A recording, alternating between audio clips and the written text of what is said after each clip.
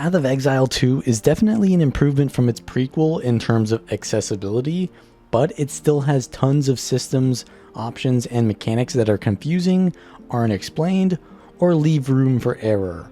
If you ask a veteran of the genre, there are plenty of things they know, but most of them are instinctual and they assume you know this. But as someone who hasn't played an ARPG since Diablo 2 over 15 years ago, there was definitely a fundamental learning curve I needed to get used to that wasn't immediately obvious to me. But after getting to level 45 in Act 3, many of the systems and mechanics have clicked for me, and I wanted to share these with others who are getting into the early access of what may be Game of the Year next year. So here are 20 tips that I wish I knew sooner in Path of Exile 2. Rebind the microtransactions keybinds if you plan to play free-to-play when the game fully launches, or if you just don't care about cosmetics. I accidentally pressed these buttons so many times because they're on buttons like M, which I was used to being on map, and they were really laggy, so I'd rather prevent them from being pressed accidentally. Show health bars above character option. You need to constantly watch your character to see what spells are heading toward you if mobs are surrounding you, so you can't be looking at the sides of your screen to check your health bars. This option lets you see that information faster so you don't die because you didn't see your health was low. Dodging seems powerful, but it has its trade-offs. You move quickly out of the way and have invulnerability frames very briefly at the start, but then you slow down and become vulnerable afterwards, so sometimes it's best to not dodge when in danger. When you're being chased by a mob or a series of attacks, don't dodge or you just get hit by the second wave of attacks. Positioning is still very important, but dodging is good for quick singular hits that you can't move out of the way from. Dodging also cancels your animation, so it's much more reactive than games like Elden Ring by letting you dodge while attacking if an attack comes at you, or to cancel the aftercast of a skill, which is great for warriors who have really slow animations. There are tons of tooltips you need to read, and not always is something explained well enough, but there are often keywords with dotted underlines, and you can hold Alt or whatever keybind to make that tooltip persist, so you can mouse over the keywords. Then you can left click that keyword to pin another tooltip, so you can hover over other tooltips inside that tooltip for infinite wisdom. Skill gems have many different support combinations, which is basically how you customize your skills, but you might not know what can actually work with them. When picking which effect you want, at first you'll only see recommended, but there are others that might or might not work.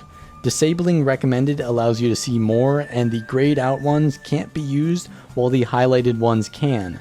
Use the search bar to look for any specific synergies you might want without reading every single one. Looking at the colors of the icons can also help, as they generally categorize similar effects with the same color. You can change your keybinds and which skill is on which key if you don't like skills being bound to mouse buttons, but you can also get more potential keybinds by holding Control, which toggles your bottom row of keybinds so you have control versions of them.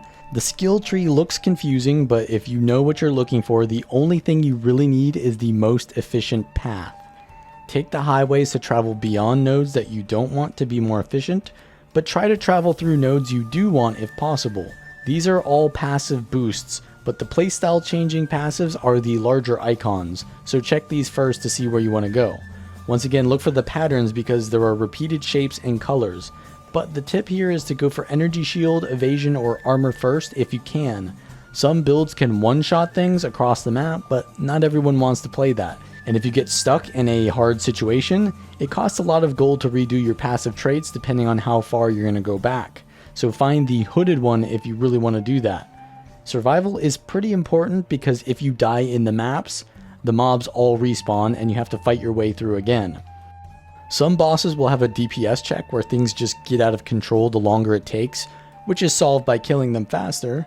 So you don't want to go full defense, you still need a good amount of damage, but that can come from your skills, which are easier to swap up based on the situation. That's why unless you have a very specific build you know you want to run, it's better to go universal passives like defenses or non-specific damage modifiers, so that if you do want to change your playstyle, you don't need to spend a ton of gold to do so. Maps can seem like endless labyrinths with their branching paths filled with mobs, and with the locations of the objectives on the map unclear, you could get lost or be extremely unlucky and find every dead end before reaching the objective. When trying to find the entrance to a new map, You can use the world map by pressing U. The orientation of the nodes here corresponds to the map locations relative to each other. So if you want to find a new zone that is west of your current one, you can generally move in that direction to find it. Once you're in the quest zone, you can't really know where the main objective is because it could be anywhere, but knowing that the maps are somewhat procedurally generated, you also know that places that look distinct or different from all the other places you've been to are a good sign that you're heading in the right direction. The map overlay can be toggled from the top right and the center of the screen using tab. Sometimes you need to see the map faster when in combat, so the overlay is nice in the center, but sometimes it's just too much clutter and you want it in the top right. You can also increase transparency or just outright remove the terrain from the map in the options to reduce some of the clutter when it's in the center, so you can see all the relevant information easily. Some mob groups can swarm you out in the open fields because they all try to run at you as aggressively as possible. You can easily die if you get surrounded and can't move. Dodge rolling will reduce your unit size, making it easier to slip out of these situations, but you can also use unit collision to your advantage by remembering the nearest narrowest passage, and after you engage a group, lure them to that choke point. They'll only be able to come at you a couple at a time like a John Wick fight scene because there's just not enough room for them to all run at you, so they have to wait their turn. If you keep dying, there's a good chance you can improve your strategy or your build, but also sometimes you might just need to grind more. You can essentially out-level anything in the campaign to brute force it, so if you're really struggling to beat something, you can always go somewhere else, get stronger, and then come back and try again. One of the best ways to get stronger is side quests, because they can provide permanent buffs for your character progression. You can find side quests from NPCs in towns or randomly out in the maps. Looking at the world map also gives you an idea of where these side quests are. The plus sign next to one of these markers means there's a permanent buff you can obtain. The grayed out icons are already completed. Don't build for just killing hordes of mobs out in the maps or just single target for killing bosses. You need both because while fighting bosses they often summon adds, or while clearing maps there are rare mobs that are like mini bosses. You can hold multiple skill gems in your inventory and swap them based on the situation. And you can also keybind weapon swap, which will allow you to change between two weapons instantly, but this isn't really necessary to use. I just like it to give more versatility. For example, warriors can have their main damaging weapon, then put on a shield on your second set just to swap to and block dangerous attacks. Or you can put a crossbow in your second set to use as a ranged option. Putting skills from separate weapons on your skill bar and using them will automatically swap your weapon for you, so you don't need to swap and then use the skill. Nobody likes a cluttered inventory, and there isn't much space in your inventory. While you shouldn't pick up every piece of loot there is, there's still a good amount of valuable loot that you want to pick up. If your inventory does get full, you can always portal back to town, put your stuff in the stash or sell it, then take the portal back to the map you were at without losing your progress. Maps only lose progress if you've left them for more than 15 minutes. Also, you should know which loot you want to pick up. White gear is normal, with basically no stat modifiers. Blue is magic, which can have a couple of stats and effects, and rare is yellow, which can have many effects. There are also uniques that are orange, and these have some interesting effects on them and are extremely rare, but they aren't always the best and they're kind of the same thing, you can't really improve them too much. Rare gear is what you'll want to aim for generally, and you can turn even the worst piece of gear into some of the best gear using upgrades.